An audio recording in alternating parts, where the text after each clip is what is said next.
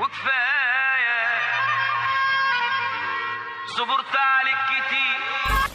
السلام عليكم ورحمة الله وبركاته جميع المستمعين ومحبين. علشان ما حدش مهتم، رجعت لكم بحلقة 5. طبعا اللي هيشوف عنوان الحلقة إذا كان على اليوتيوب أو على أي منصة صوتية هيفتكرني بسرق أستاذ علاء الشيخ في اسم البرنامج بتاعه، أو لا سمح الله بتمسح فيه عشان أطلع بريتش. دي حاجة طبعا مش وحشة ليا، بس أنا ما عملتش كده. أنا كفاية بقى بالنسبة لي هي جملة معبرة جدا، فأنا بقتبس منه الجملة ممكن نقول فتحت مسمى كفاية بقى. طبعا انا في اعتراف بعترف لكم كل حلقه، واعتقد ان انتوا زهقتوا من الاعتراف ده من كنت ما هو بقاش اعتراف خالص. يعني حاسه بعد كده هكتبه بادج عندي كده اللي هو عليا كده، اللي هو زي ما الويترز بيكتبوا اسمهم، انا هكتب بادج كده تحت مسمى انا بيبل بليزر. كل حلقه بقول لكم ان انا بيبل بليزر وقد ايه الموضوع ده بعاني بيه، بس الحلقه دي هقول لكم ازاي بقى بعاني بيه او ازاي بعاني منه. كده كده بيبل بليزر حاجه متعبه او مرهقه بعيدا عن الشنيور اللي داخل في دماغي، مش بس في المايك، بس هكمل غصب عن النجار اللي فوق دماغي ده والجيران اللي بيحاولوا يتحدوني عشان ما اكملش البودكاست بتاعي، اعداء النجاح. المهم انه مش بس البيبل بليزر بيبقى مرهق للشخص،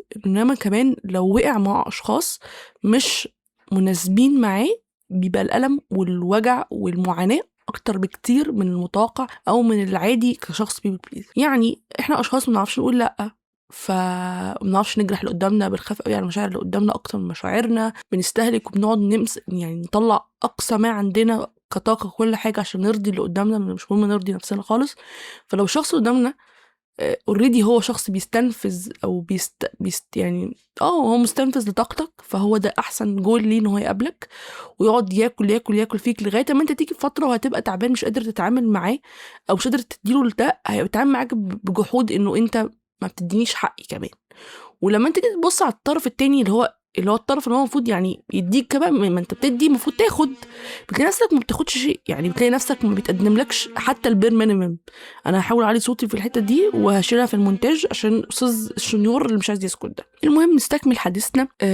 فانا جمعت لكم نوعيه الشخصيات اللي انا قابلتها في 2025 او حتى السنوات اللي قبلها، وكانوا بيستفزوا شخصيتي او بيستنفذوني قوي، فانا محتاجه اقول لهم كفايه بقى كنوع من انواع الدفاع او التخلص من بيبل بليزنج يعني. فانا هجمع لكم الشخصيات دي في نماذج غير او مستوحاه من وحي خيالي، عشان بس ما حدش يربط نفسه بالاسامي دي. انا حتى ما اعرفش الاسامي دي في حياتي، فاي اسم سيذكر لا يوجد ما يعني كاسم ده في حياتي بجد، بس هو في شخصيات مستوحاه منه يعني. فممكن نحطها كده زي ما اي روائي او اي كاتب سيناريست مش عايز يوجه نفسه اي قضيه، ما يحطش نفسه اي مشكله، يقول لك اصل والله العمل ده لا يمت للواقع بصله، وبيبقى بيمت الواقع بصله وصلتين وثلاثه واربعه، بس هو بيقول كده عشان يعني يتجنب الخناقات. فانا هعمل زي اي روائي جبان او اي سيناريست جبان وكده، انا جبان عادي جدا.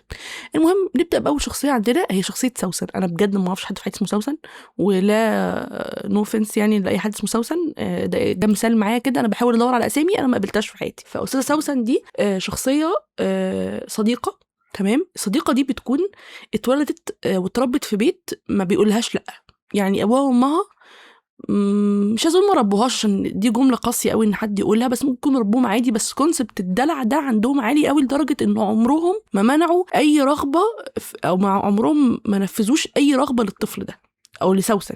فطبعا سوسن اتربت انه اي رغبه عندها او اي احتياج عندها بيتم يعني اسمها ايه، بيتم تنفيذه في ساعتها. فبتكبر على هذا الواقع وانه الكون اللي حواليها كلهم زي ابوها وامها، عندهم قدره للتحمل، عندهم قدره ان هم ينفذوا رغباتهم.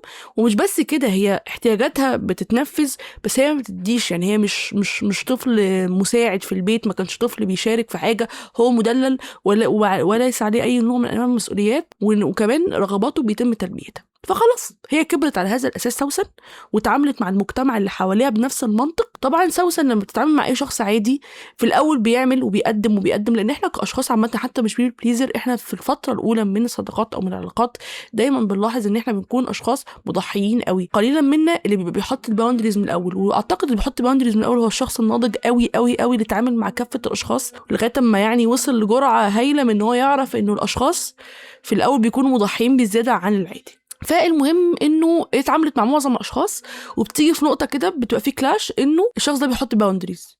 فلما بيحط باوندريز هي بتحس انه لا ده شخص مش مناسب، ده صديق مش وافي. انا محتاج صديق وافي. فتدور على واحد بيبل بليزر ما بيكونش بيعرف يقول لا، تستعبده بقى. بص تعالى هنا، انا هينك، تعالى اعمل لي واعمل لي واعمل لي واعمل لي واعمل لي وهات لي واسمعني وروح لي وتعالى اخرج معايا وتعالى روح ما اعرفش فين وتعالي كل يوم نتقابل وما اعرفش ايه. بس المقابل لو انا طلبت منك نفس الشيء هترد عليا بردود. يعني انا في مره من المرات سوسن دي كنت في اكتر احتياجاتي ليها بجد، في اكتر يعني حالات ان انا محتاجاها في اسود ايام حياتي بجد والله مبالغه. قلت لها بصي انا عايزه انزل اشوفك النهارده عشان انا في كذا وكذا وكذا. قلت لي انا ما بحبش انزل يوم الاربعاء. المشكله ساعتها ان انا شفت ان ده مبرر، شفت ان ده سبب. ونفس الشخص ده لما بقول له اسباب كارثيه اللي هو والله العماره فيها مشكله كبيره ولو مشيت من هنا هولع، لا بجد اسباب بنفس، اكيد مش الكلام ده بس بنفس الحجم ده، تقولي لا مش مبرر انت محتاجه تجيلي. ايه يعني ما تيجي عادي، ايه المشكله؟ ايه يعني ابوكي وامك بيتخانقوا؟ تعالي. ايه يعني الطريق اتقفل ونهايه العالم بتحصل؟ تعالي.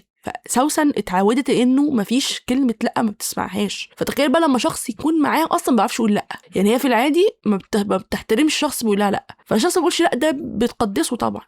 وناس بتسمي السوسن نرجسيه، ممكن برضو لان الشخص النرجسي بيبقى عايز حد يمجده ويعبده كل الهيلمانات دي، بس حتى لو مش نرجسي فهو السبب الدافع الاول هو الاب والام. فسوسن من الشخصيات اللي انا عانيت منها سنين، لانه انا يعني بصيت كده قلت نهار اسود وانا كل ده بعمل كده مع سوسن وساكته. يعني اروح لها دلدولة سوسن، ممكن نسمي نفسي دلدولة سوسن لفتره من الزمن. فادركت انه لا انا هحط شروطي. الاول ده تحط شروطي، لا لا لا ده انت وحشه جدا، لا لا لا ده انت بشعه، ايه بنت ده ايه السواد ده كله. فاصبحت انا الشريره في قصه سوسن وقصه اصدقاء سوسن، لانه طبعا سوسن مش هتسيبني في حالي، هتلف تروح تقول للناس بصوا بنت الكلب اللي عملت كذا وكذا وكذا وكذا وكذا، الغداره بنت فسوسن كانت من اكتر الامثله اللي عانيت قوي عشان اعرف اقول لها لا، واللي حتى الان على فكره مش عارفه اقول لها لا برضو بشكل متكرر، بضعف احيانا وبرجع، بس في معظم الاوقات بتمالك نفسي واقول لا. الشخصيه التانية معانا وهي شخصيه لبيبه. معرفش مين تاني في الحياه اسمه لبيبه بس هو الاسم ده جه في بالي. لبيبه من الاشخاص اللي شبه سوسن في حاجات بس هي مش توتالي شبه سوسن.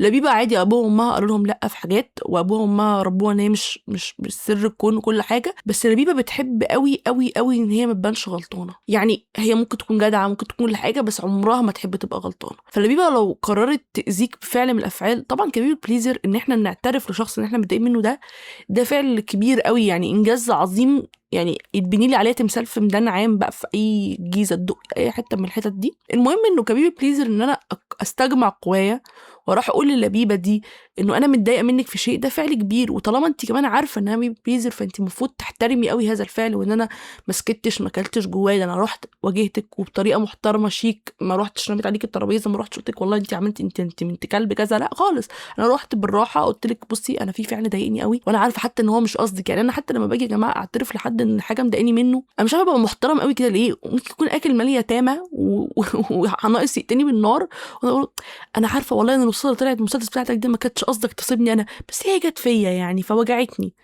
فيبقى الرد الاخر لا والله ما حدش قالك تقفي قدام المسدس بتاعي، لا لا انا مش عارفه انت غريبه، انت اوفر جدا، لا لا انا مش فاهمه ازاي انت متضايقه ان انا ضربتك بالنار، على فكره ده عادي انا بضرب كل الناس بالنار، انت بس اللي اتضايقتي. فاللي هو بتبقى يا لبيبه قولي اسفه والموضوع هيخلص وانا هتراضى. فطبعا كبير بليزر بيبقى الرد انا اسفه جدا ان انا جرحتك، انا اسفه قوي ان انا ضايقتك، ان انا لومتك، ان انت اذيتيني، يا نهار اسود عليا، ده انا ست وحشه جدا. فبلاقي نفسي انا بتاسف في المره اللي انا بروح اعاتب فيها الشخص، فبقرر ان انا ما اعاتبش. وكمان احيانا لبيبه بتفجر قوي، بتفجر جامد، وتقرر ان هي تنصحك كمان بصي عشان بس نعرف نبقى اصحاب بعد كده، لا لا حسني من نفسك شويه، لا لا ما تبقيش حاسه قوي كده يا شيخ، ايه ده يعني مش عشان ضربتك بالنار تزعلي، ده انت صعبه قوي، ده انت صعبه جدا. تلاقي لبيبه دي رغم ان هي شخصيه مش سيئه ومش وحشه، مش شبه سوسن في حاجات، مثلا سوسن بشكل صريح شخص مستهلك ومستنفذ ليك وطاقتك، بس لبيبه مش كده. بس لبيبه لما بتغلط، وده طبيعي في العلاقات ان احنا بنغلط، ما بتواجهش غلطها بان هي غلطانه، بتقرر تشوف هتقلب الترابيزه عليك ازاي، كتبكل اي راجل مصري اصيل. دي لبيبه. يعني كده احنا عندنا مين؟ سوسن ولبيبه. يضاف للقائمه شخصيه نرجس. نرجس بقى شخصيه تالته خالص. نرجس شخصيه بتحبك قوي، بتموت فيكي، بتبادلك نفس الطاقه، كل حاجه يقال عليها الكتاب. بس نرجس بتيجي بقى في المواقف اللي هي انت محتاجاكي فيها بتختفي، ولا كأنك عرفتي نرجس في حياتك. يعني انا اتذكر مثلا لما بدات البودكاست الجميل ده، نرجس كانت جنبي وبتحبني وكل حاجه. بصي يا نرجس، انا عملت بودكاست وحلو قوي يا نرجس ومعرفش ايه وبتاع. نرجس تمام حلو قوي. طب يا نرجس سمعتي الحلقه؟ لا ما سمعتش. قلت عادي، نرجس ما بتحبش المنصات الصوتيه، ما بتحبش صوتي. نرجس ما بتحبش صوتي، عادي جدا، كاصدقاء بنقول ده عادي. طب بصي يا نرجس، الديزاين اللي انا عملته للبودكاست ما تردش. اكيد نرجس ما بتحبش الفيجوالز، ان شاء الله تكون قصدها خير. طب ده الاكونت اللي انا عملت ليه نرجس مش متفاعله على السوشيال ميديا، عادي ان شاء الله ما تكونش فيه حاجه. طب يا نرجس انا مش عارفه انزل النهارده والله عشان بسجل حلقه. نرجس انا متوتره قوي عشان الحلقه دي عملتها وخايفه تكون وحشه. طب تسمعيها؟ طب ايه رايك تقولي رايك فيها؟ لا والله. نرجس بقى الناحيه التانية الاقيها بتدعم الاخرين، يعني الاقيها بتنزل لفلانه شكر وحب وناس تحط لها فلوس في البنك. يعني لا يعني حب كبير قوي على فعل مشابه لفعلي انا، مش لازم يكون بودكاست بس انتجت شيء. فايه نرجس، ما انت بتعرفي تتكلمي حلو اهو، امال فين السبورت؟ ما فيش مشكله، تيكي تيكي تيك. مش بس في البودكاست بكتشف، بس برضو في انجازات تانية في حياتي انه نرجس مش حوالي، رغم ان هي حواليها في العادي. يعني بنخرج بنروح وبنيجي وبنتكلم وبيحصل وبص حصل ايه وبص حصل ايه، بس نرجس تيجي في الانجازات او في اي فعل انا بعمله حلو مش بتسابورت بجنيه، او حتى اي موقف انا محتاجه فيه مساعده مش موجوده. كبير بليزر بتكسف تقول ان دي حاجه ضايقتك، وبتتكسف تقول ان الشخص ده مش كويس، فبتقرر تكمل معاه في العلاقه لغايه اما نرجس ما بداخلها بان. ما بداخلها اللي هو ان هي اصلا مش ما بتحبينيش الخير والجو بتاع عماتي الحربايه والكلام ده كله، بس هي ما بتحبش تحتفل بانجاز الاخر. هي بتشوف ان الاحتفال بانجازها هو فقط تشكر الناس او تدعم الناس اللي عملوا حاجه مش حلوه، عشان تفضل هي في بوزيشن احسن واعلى من الشخص اللي عمل انجاز. فلو عملتي انجاز بالنسبه لها هو انجاز مشابه لانجازها، هي مش هتحتفل بيه. لو عملتي انجاز اقل من انجازها ممكن تفكر تحتفل بيه، عشان تبين برضو ان هي شخصيه سبورتنج وبتساعد الناس القليله. وعلى ذكر نرجس، في شخصيه عماد ده شخص مهم جدا جدا برضو، شبه نرجس في الحاجات. فكره ان هو بيقعد يقول انا بساعد الناس، انا بدعم الناس، انا بقدم للناس مساعدات وبتاع. فلما تيجي يساعدك وكل حاجه، اللي مش بيساعدك، هو بيعمل كل ما هو عشان يمركز فكرة انه عماد ده شخص بيساعد. ما بيحبوش يساعدوا حد، حاسين في جزء من المنافسة، رغم ان الحياة لا توجد فيها منافسة تماما، بس هم مقتنعين ان في منافسة، ومقتنعين ان احنا في كومبيتيشن كبيرة، ومقتنعين ان هم لازم ياخدوا الستار الكبيرة، فهم مش هيضحوا بأي حاجة بتقول غير كده. فعماد او نرجس مش بيساعدوك، مش بيقدموا لك اي نوع من انواع الدعم، مش بيفتخروا في اي انجاز انت عملتوه، مش اي حاجة خالص، ولا كأنك عملت شيء، بس يبانوا قدام الناس ناس سبورتنج، ناس بيساعدوا، ناس بيعملوا بتاع. فيمكن البودكاست ده من اكتر الناس اللي بايني نرجس اللي في حياتي. يعني مش نرجس، مش واحده بس في حياتي انا قابلتها، نرجس كانوا ناس كتير قوي في حياتي، باكج كده ناس انا قابلتهم في حياتي لما طلعت بودكاست او لما بطلع باي انجاز بعمله. مش لازم يكون انجاز كبير، يعني انا برضو بقول على الانجاز ده عشان انا بحب افرح بالحاجه اللي انا بعملها، بس انا مش بعمل انجازات كبيره. يعني مش ببني عماره، مش باخد دكتوراه، مش بعمل ماسترز في دوله خارجيه. انا بعمل حاجات بسيطه قوي زي ما الناس بتعمل حاجات بسيطه قوي. يعني بدات البودكاست مثلا، اشتغلت. انا فاكره انه نرجس لما انا قلت لها انا اشتغلت كان ردها بس انا لسه ما اشتغلتش. طب يا نرجس ما تصبري، يعني قولي لي مبروك وقولي ان انت لسه ما اشتغلتيش عادي يعني. فنرجس حتى في قرارات ان انت تفرح بيها، هي بتبقى ردها واضح ان انا مش هساعدك وانا مش هفرح لك في حاجه طول ما في انجاز هيأثر على الكومبيتيشن بتاعتي، فانا مش هفرح لك بيه. ونرجس بتاخد الحياه بنديه كبيره قوي، عن كون ان العلاقات اسمى من فكره ان احنا في منافسه، واسمى من فكره ان احنا كلنا مسارات مختلفه، محدش مساره زي التاني عشان يبقى اصلا في منافسه بينه وبينه. فهي نرجس اخده الحياه عكس تمام. تيجي لشخصيه لبنى. شخصية لبنى هي شخصية شكاءة بكاء. على فكرة أنا شكاءة بكاء جدا، يعني عشان بس تبقوا عارفين أنا برضو شكاء بكاء لأني ليفل. يعني أنا شكاء بكاء جدا جدا جدا، وأصدقائي المستمعين محبيني طبعا يشهدوا بذلك في الكومنتات. ولو أنت مش عارفني قول شكاء بكاء، مش هزعل منك عادي. يعني أنتوا كده بتسمعوا البودكاست وإحنا أهل خلاص. المهم إن لبنى شكاء بكاء، وده عادي إنه يكون في شخص. أنا بشوف إن إحنا محتاجين نورماليز فكرة إن شخص شكاء بكاء وشخص عصبي وشخص، يعني دي صفات فينا إحنا مش هنمثل على بعض إن هي مش عندنا. بس هي مشكلة إن هي شكاء بكاء ومش عايزه غيرها يبقى شكاء بكاء. يعني انت هتسمعيها وهتبقي عايزه تأزريها في حزنها وكل الكلام ده، بس تيجي بقى انت تبقي شاكه كده زيها تقول لك لا لا لا والله نو نيجاتيف انرجي، نو نيجاتيف انرجي.